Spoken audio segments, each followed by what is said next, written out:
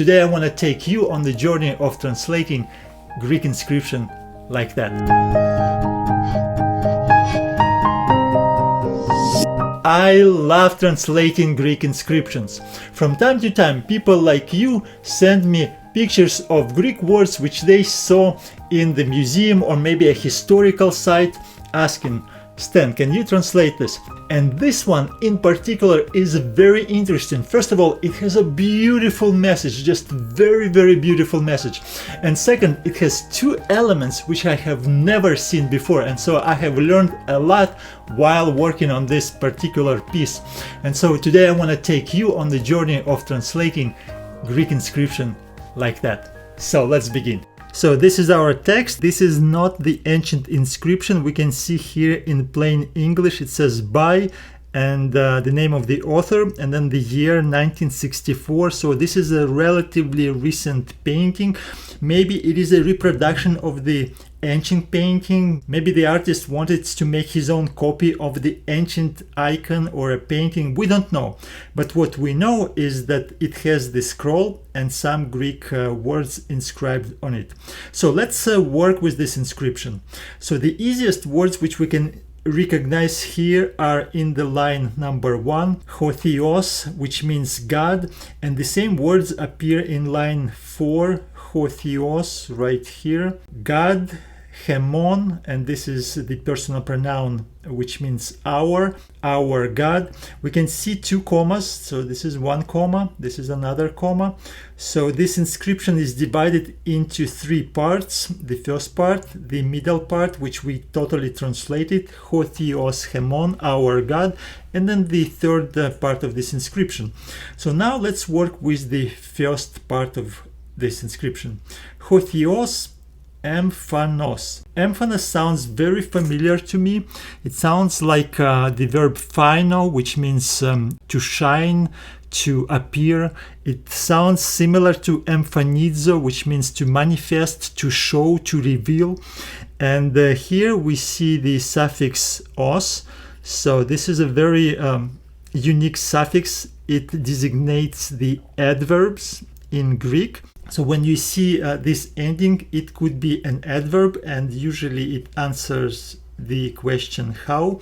For example, the word kalos, good, if it's written like this, kalos, it will be well.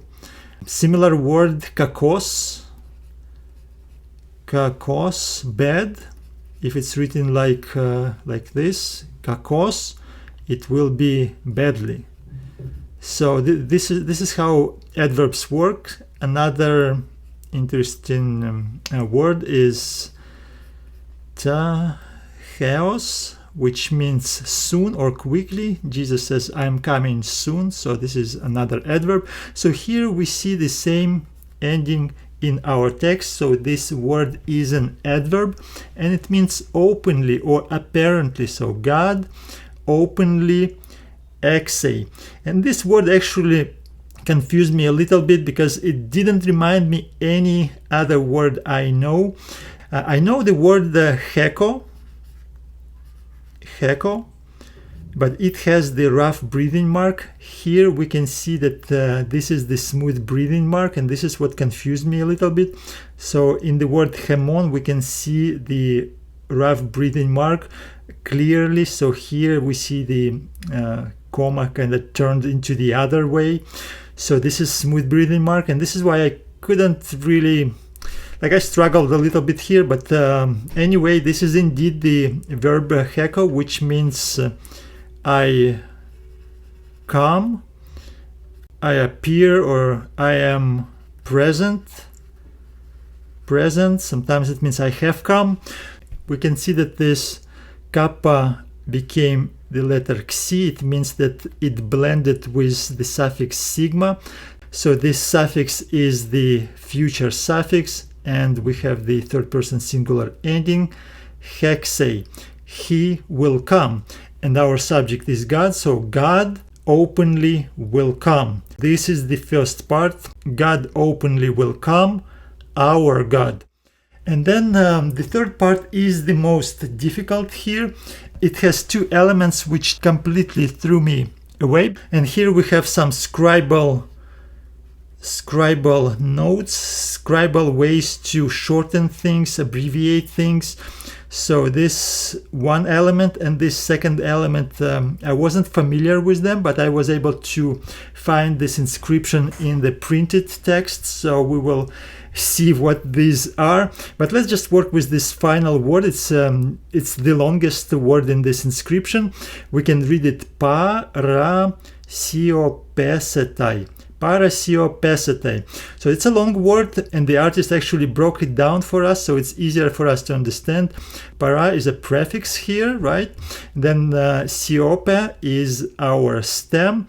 And when I pronounce it, it reminds me the word siopao, which means to be silent or to keep silent. Then we have the ending tai, third person singular ending.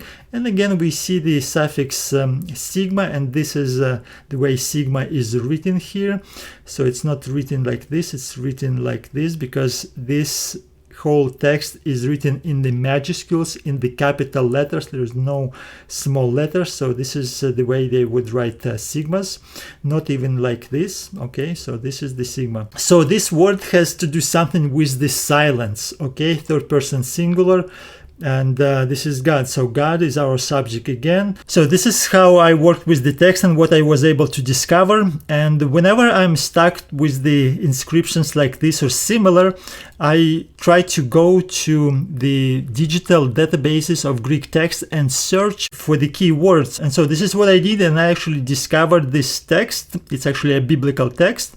And we will be able to see what these two elements are. So let's go. The software which I am using is the Accordance Bible software. I believe the best software to work with the ancient texts, with the original text. And now let's do the word search. So we're going to open a new tab. We will search in the Greek texts, Greek Bible, Septuagint plus the Greek New Testament. And let's close this one, that increase the font a little bit. So we're going to do the word search.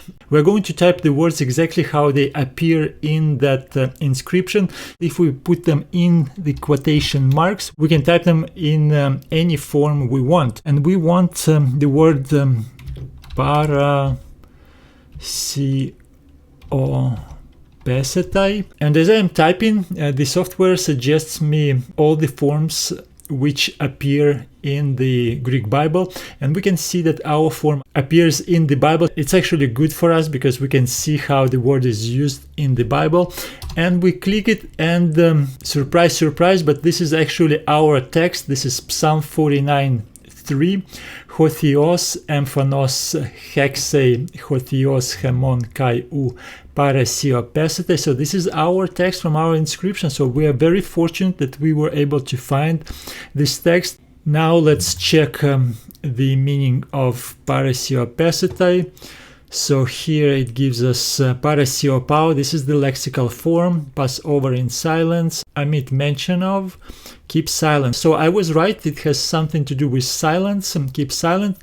Third person singular, future form. So he will be silent. Now we have a negative particle u. So he will not be silent. Now let's translate everything. God openly will come, our God, and he will not be silent. So these two words, kai u and not, are actually very easy to recognize here and translate, but there was something wrong with them in that inscription. So let's go back to that inscription and see how the scribe wrote these two words. Now, as we know what those words mean, let's take a closer look how they are written.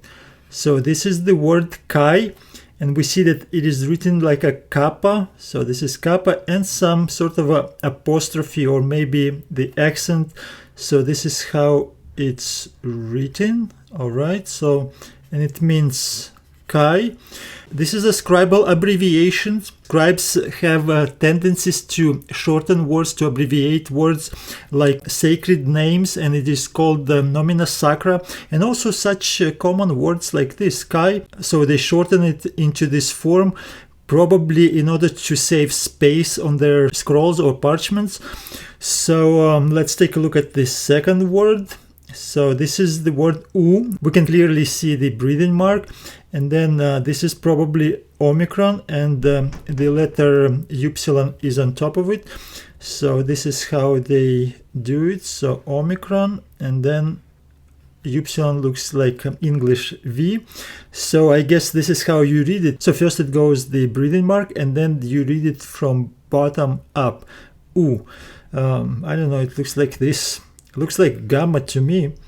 Maybe it should be written like this. Yeah, I guess this is how they did it. So, perfect. Yeah, U. It means U, and in English it means not. I never knew what this means, so I'm learning here with you. And so today I learned that Chi could be abbreviated into this form, and the word U could be abbreviated in something like this. So we're all learning here together, and the next time when we see the inscriptions and see these abbreviations, we will be able to handle them more easily. So now let's refresh everything in this text. God openly will come, our God, and he will not be silent. If you enjoyed this video and it helped you to learn, please subscribe to this channel to receive more videos like this. And if you want to learn a little bit more of the Biblical Greek, please visit us on the web, where anyone can learn Biblical Greek. Now, like this video, leave a comment below as an appreciation. I wish you all the best to learn Greek. Love God. I'll see you in the next video.